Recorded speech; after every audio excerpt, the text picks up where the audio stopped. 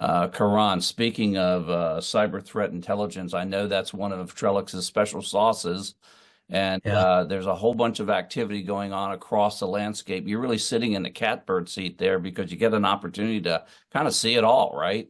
So give us a yeah. state of status to where what you're seeing these days and discovering.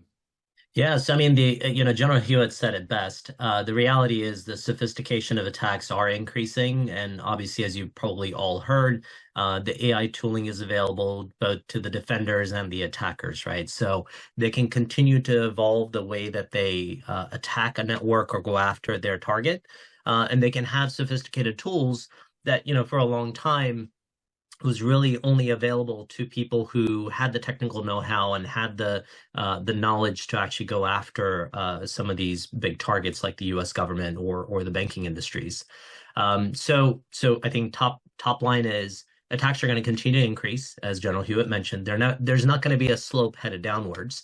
But the good news is that the tooling and the technologies that vendors like us and of course colleagues like Robert here from CrowdStrike and others that we're bringing into the market are helping deal with a barrage of the noise so that the higher priority events, that the ones that are really critical, the ones that really require the SOC's time, are actually being addressed.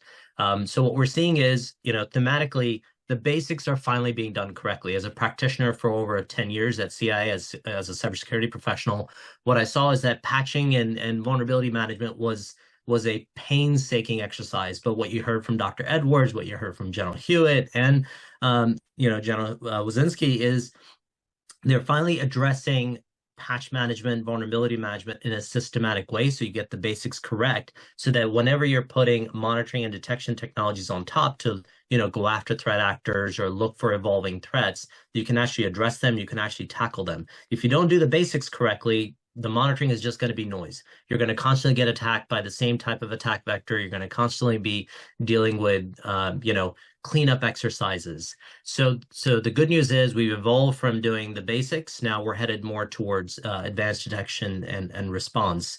The second thing that I wanted to kind of share with you that we're seeing with our customers is they know how to embrace the tooling to go after the things that are the most boring. I mean, these are simple terms here. Dealing with low level alerts before was a big problem because attackers will typically come in and do reconnaissance activities, or they'll go in and stealthily try to position themselves in the environment before they do anything that's considered highly suspicious. So these low level alerts were getting ignored by SOC managers before because they just simply didn't have time.